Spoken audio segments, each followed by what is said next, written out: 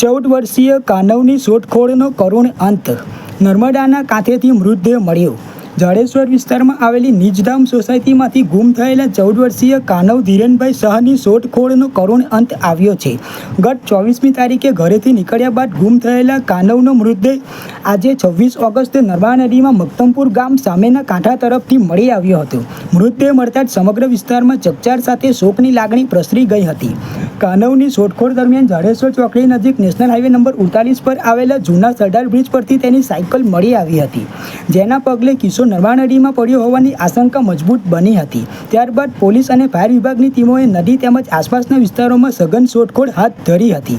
નર્મદા મૈયા bridge અને આસપાસના વિસ્તારોના સીસીટીવી ફૂટેજ પણ તપાસવામાં આવ્યા હતા. ભરૂચ નગરપાલિકા, સ્થાનિક નાગરિકો અને સામાજિક કાર્યકર ધર્મેશ સોલંકીના સહિયારા પ્રયાસોથી નદીમાં શોધખોળ ચાલુ રાખવામાં આવી હતી.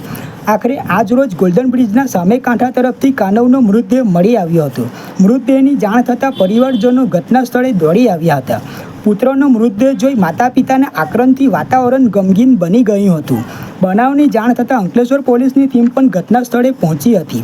પોલીસે મૃતદેહનો કબજો મેળવી પોસ્ટમોર્ટમ માટે ખસેડવાની કાર્યવાહી હાથ ધરી છે. કાનવના મોતનું ચોક્કસ કારણ પોસ્ટમોર્ટમ રિપોર્ટ બાદ સ્પષ્ટ થશે. સમગ્ર બનાવ અંગે પોલીસે વધુ તપાસ હાથ ધરી છે.